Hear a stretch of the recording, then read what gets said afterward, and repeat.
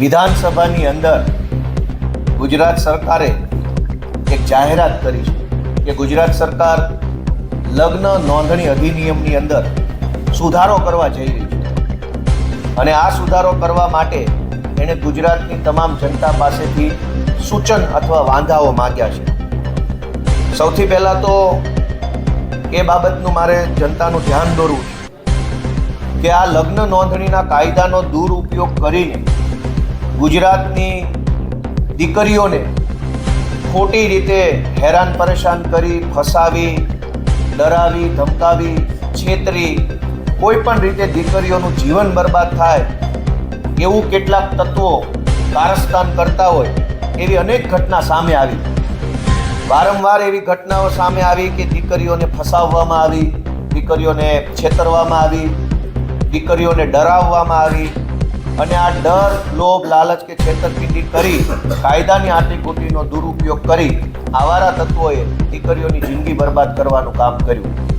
આવી અનેક ઘટના સામે આવ્યા બાદ સમાજમાંથી સૌથી પહેલા વિરોધ ચાલુ થયો અને મને યાદ છે ત્યાં સુધી સૌથી પહેલી વખત આ સમસ્યાને સરદાર પટેલ સેવાદળ એસપીજી ગ્રુપ દ્વારા ઓળખવામાં આવી.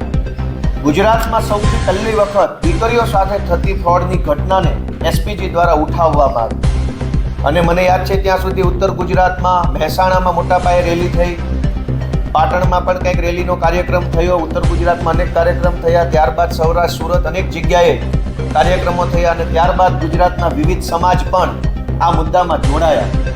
એટલે કે સમાજમાં સૌથી પહેલા સમસ્યાનો અવાજ ઉઠ્યો. સમાજના વિવિધ આગેવાનોએ પણ એમાં પોતાનો સૂર પુરાવ્યો.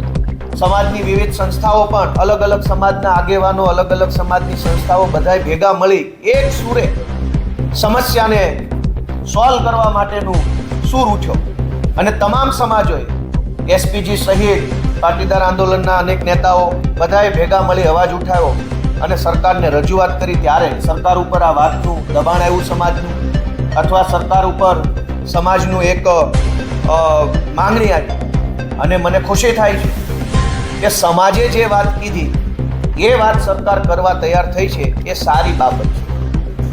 બીજું કે આજે એક સારી બાબત એ પણ કે સરકારે આ કાયદામાં સુધારો કરતા પહેલા લોકોના વાંધા સૂચન મંગાવ્યા છે. આ સારી બાબત છે. કાયદાઓ લોકો માટે બને છે, ભાજપ માટે કે આમ આદમી પાર્ટી માટે નથી બનતો. કાયદો જનતા માટે બને છે. તો જ્યારે કાયદો બને ત્યારે જનતાના સૂચન માંગવા જોઈએ. દુર્ભાગ્ય એ છે કે આ વિધાનસભામાં અનેક કાયદા બને છે. હું ચૂંટાયો પછી લગભગ 8-10 બની ગયા. જનતાને તો છોડો, ધારાસભ્યોને પૂછવામાં નથી આવતું. પણ આ પહેલી વખત એવું થાય છે કે સરકાર જનતા પાસેથી વાંધા સૂચન માંગી રહી છે, જે સારી બાબત છે. અને હું તો એવી વિનંતી કરીશ કે હવે પછી ગુજરાતની વિધાનસભામાં કોઈ પણ કાયદો લાવો સરકાર તરફથી તો દરેક વખતે 30 દિવસ સુધી જનતાના વાંધા સૂચન મંગાવો તો કાયદો વધુ સારો બની શકે. આજે મારે ખુશી સાથે કહેવું છે કે સરકાર જ્યારે કાયદામાં સુધારો કરવા સંમત થયા છે, લોકોના વાંધા સૂચન મંગાવવાનું ચાલુ કર્યું છે, ત્યારે સરકાર દરેક ધારાસભ્યોને એક ગ્રુપ મીટિંગ બોલાવે અને ધારાસભ્યો પાસેથી સૂચન મેળવવા માટેની એક મેગા મીટિંગનું આયોજન સરકારના નેતૃત્વમાં કરવું જોઈએ. કેમ કે ધારાસભ્યો જનતાના પ્રતિનિધિ છે. ઓનલાઈન પોર્ટલમાં ટાઈપ કરી નાખી દો અને તમારા આઈએએસ આઈપીએસ વાંચી લે એમ નહીં. મંત્રીએ ડાયરેક્ટ સરકારે સીધા ધારાસભ્ય પાસેથી સૂચન માંગવા જોઈએ, સીધા સાંભળવા જોઈએ. આ પોર્ટલ ઉપર તો જનતા, સમાજના આગેવાનો, સંસ્થાઓ સૂચન મૂકશે, પણ ધારાસભ્યને એવો અધિકાર હોવો જોઈએ કે સીધા ફેસ ટુ ફેસ મંત્રી અને મુખ્યમંત્રીને સૂચન આપી શકે કે આ લગ્ન નોંધણી સુધારામાં શું કરવું જોઈએ. મારે એક બીજું સૂચન છે કે ગુજરાતની સરકારે અને અમે બધાએ ભેગા મળી ગુજરાતની દીકરીઓની જે ચિંતા છે એ આપણા સૌની સહિયારી ફરજ છે. પક્ષ, વિપક્ષ, અપક્ષ, નિષ્પક્ષ બધાની ફરજ છે કે ગુજરાતની દીકરીઓ સલામત, સુરક્ષિત રહે એના માટે ચિંતા અને પ્રયત્ન કરવો. પણ વાત માત્ર સિલેક્ટિવ ન હોવી જોઈએ. કોઈ સલીમ નામનો વ્યક્તિ સુરેશ બનીને દીકરીને ભોળવે એ સદંતર ખોટું છે, એ ગુનો છે, અપરાધ છે અને સજા થવી જોઈએ. પણ કોઈ સુરેશ નામનો વ્યક્તિ એવું બોલે કે મારે હર્ષ સંઘવી સાથે બહુ ઓળખાણ છે, તું કોઈને કહીશ તો હું તને પછી જેલમાં પુરાઈ દઈશ, એમ કહીને દીકરીનું શોષણ કરે તો આટકોટની ઘટના જે બની સામૂહિક દુષ્કર્મની હોસ્ટેલમાં, એમાં ભાજપના છોકરાઓએ એવું કીધેલું કે મોદી સુધી અમારી ઓળખાણ છે, આ હોસ્ટેલમાં અમે જે ધારીશું એ દીકરીઓ સાથે કરશું, તમારે કોઈને કહેવાનું નહીં, નહીં તો તમારી કારકિર્દી બરબાદ કરી દઈશું. તો સલીમ સુરેશ બનીને ગુનો કરે એ પણ ગુનો છે, અને સુરેશ હર્ષ સંઘવી સાથે ફોટો પડાવી અને દીકરીઓનું શોષણ કરે એ પણ ખોટું છે. અને બંને વસ્તુ કાયદામાં આવે એવું ધારાસભ્ય તરીકે મારું સૂચન છે.